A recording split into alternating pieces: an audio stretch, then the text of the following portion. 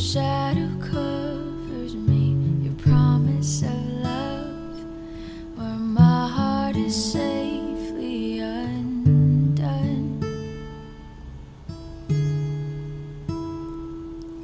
Speak to me, Lord, your servant is listening over the noise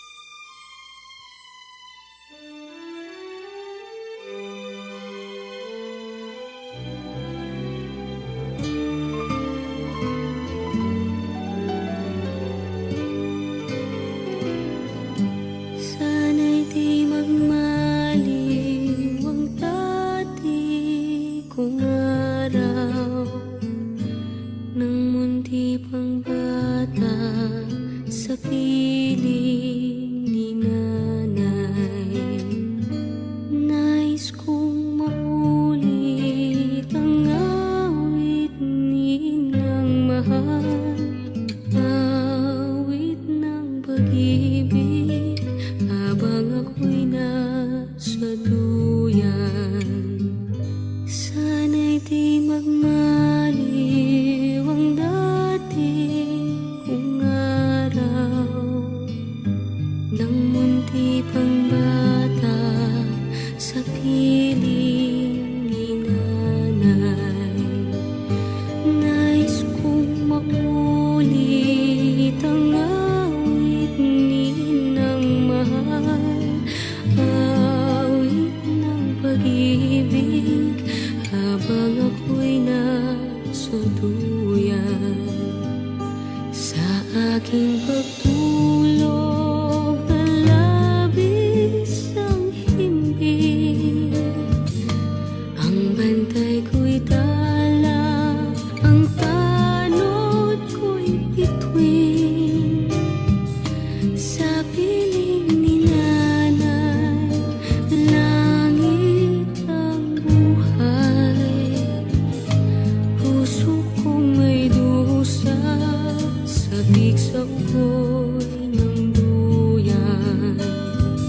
Sana'y di magmaliw ang dating kong araw, nang munti pang bata sa piling ni nanay.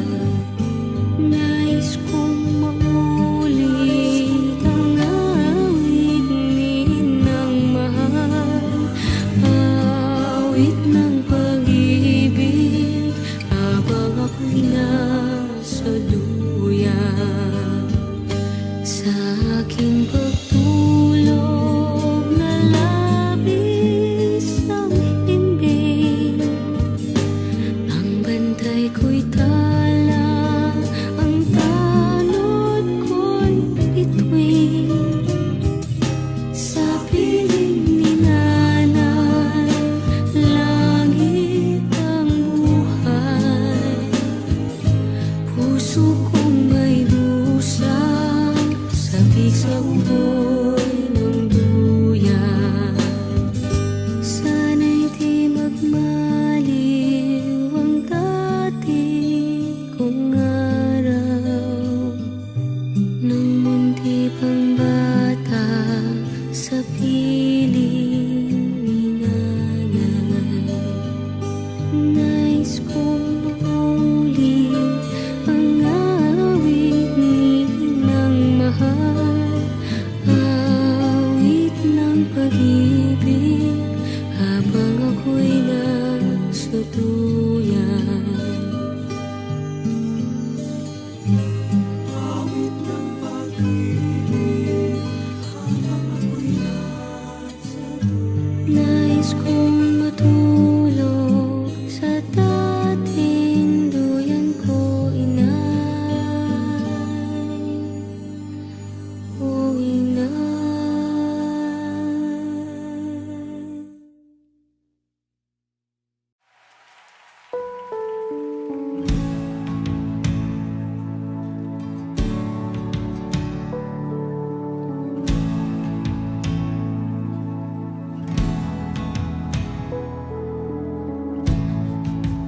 Hope be my anthem, Lord, when the world has fallen quiet, you stand beside me. Give me a song in the night, and Jesus, I need you every moment. I need you here now. This grace-born heart sing out your praise forever. Beauty for ashes,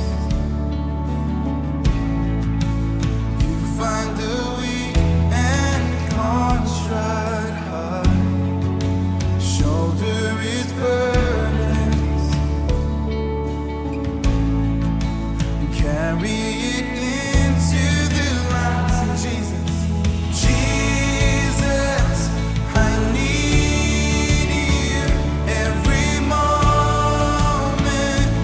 I need you here now. This place, pour heart, sing out your praise forever. And Jesus, I need you every moment.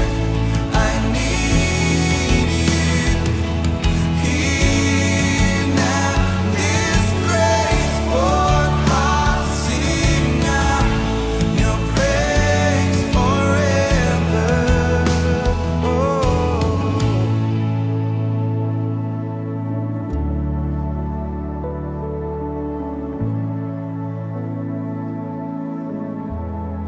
Remember love and remember mercy. Christ before me, Christ behind me. Your loving kindness has never failed me. Christ before me, Christ behind me. Come on, we sing it out. Remember love, remember mercy. Christ before me, Christ behind me.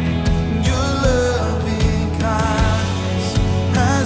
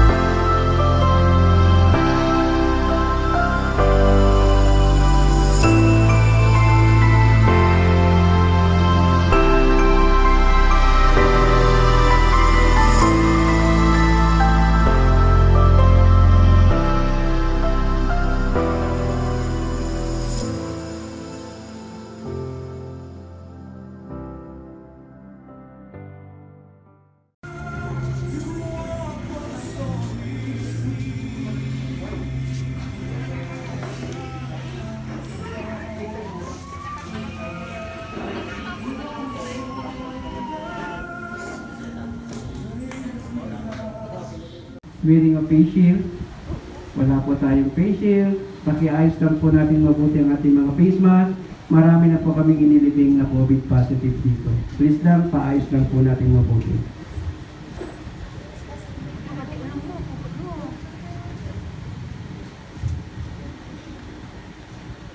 Po natin ialay ay pagkatiwala sa dakilang lumikha ang katawang lupa ng ating pinakamamahal na kapatid na si Nanay Imelda Bianan. At upang sariwain sa ating alaala, sa ating puso't isipan, ang mga alaala ni Nanay Imelda, upang mapalaya at mapayapa ang kanyang paglisan at batid natin na siya'y nasa mabuti ng kalagayan. Mula sa alabok, patungo sa alabok, kung saan ang bawat isa sa atin ay nagmula sa alabok. Bago po ang lahat, ay makinig po muna tayo ng isang makalangit na awitin na manggagaling po sa ating mga awit.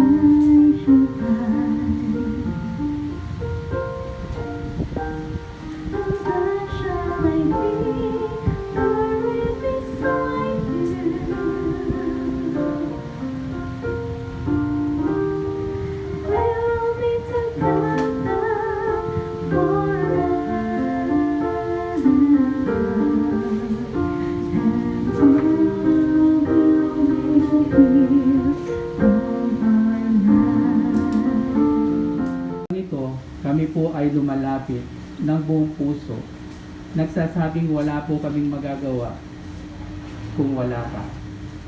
Kaya sa umagang ito, Lord, inaanyayahan ka po namin sa aming pong kalagitnaan na ikaw ang aming pong maging gabay at ikaw ang magbibigay ng kagaanan ng loob sa mga pamilya na iniwanan po ng aming pong kapatid na si Imelda Bianan. Maraming salamat, Lord. Kasama din po dito ang lahat ng kanyang mga kaibigan, kamag-anak na nakikidalamhati. Maraming salamat, Lord, dahil ikaw ang Diyos na nagbibigay ng pag-asa. Maraming salamat, Lord, at hayaan niyo po na ang salita niyo ay makapagbigay man lang sa amin ng kapayapaan sa aming po mga pusong nalulumbay. Maraming salamat po sa iyo ang papuri, pasasalamat sa tanging pangalan ng aming Panginoong Jesus. Amen. Tayo po muna ay makaupo. At nagmamahal sa akin. Sa aking pagkawalay sa piling niyo, palayain at pahintulutan niyo ako. Marami pa akong mga bagay na kailangang makita at gawin kasama ng Ama na siyang lumikha ng lahat. Di niyo na dapat pang itali sa akin ang inyong sarili na may kasamang pagluha at kalungkutan. Maging masaya na tayo magkasama ng mahabang panahon. Salamat sa lahat ng pagmamahal ay binigay at ipinakita niyo sa akin. Hindi ko ito makakalimutan at hindi matatawarang kaligayahan para sa akin. Para sa aking mga anak, na may magmahalan kahit magbigayan, maging isang pamilya, mahalin niyo ang isa't isa. Mahal na mahal ko kayong lahat. Bagamat kayo ng oras para maglakbay. It's actually very difficult to give a farewell speech. I actually don't consider myself an orphan because I know that God is there. But let me share and strengthen everyone by sharing the word of God. You know, before my mother died, para alam niyo lang po, before she died, she's actually watching the church Sunday service live. Nanonood po siya ng live ng Sunday service. Despite na she is physically weak, she is spiritually fighting. And gaya na lang sabi ko gabi, kung ano siya sa bahay, ganun siya sa labas. Yung buhay niya punong-puno, ginugol niya yung end of her life, punong-puno ng panalangin, punong-puno ng pananampalataya, and I always tell myself that I will continue her legacy. And I would like to share yung nag-comfort sa akin na word in Ecclesiastes 12 verse 7. And it says there, and the dust returned to the ground where it came from, and the spirit and our soul returns to God. Tatandaan po natin na may iwan yung katawang physical dito sa mundo. We could not bring anything with us, but you know, one thing na pwede nating ipagmalaki, yun yung may pananampalataya tayo sa Panginoon. And sa ating mga buhay, hindi pa siya late. Gusto kong ipaalam na si Mama, we are grieving emotionally for her loss, for her memories, but she's actually blessed kasi naniniwala kami on behalf of our family that she fought a good fight. And Ma, you have finished your race. Natapos na po ni Mama yung race. And huwag po kayo mag-alala sa akin.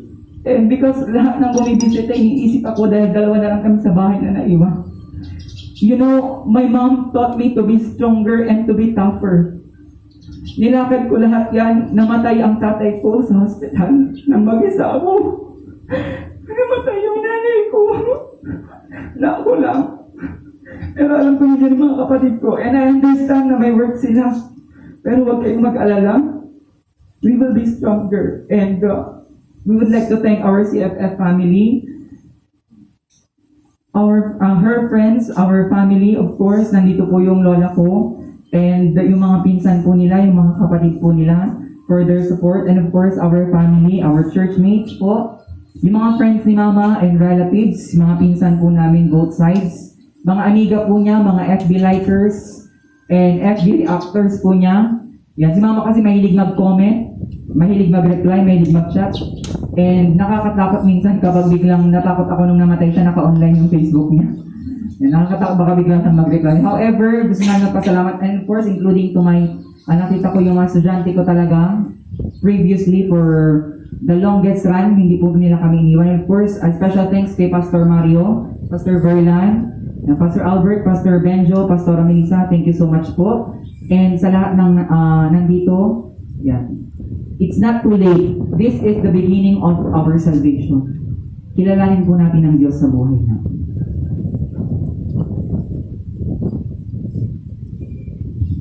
Thank you very much. Meron ba po ba?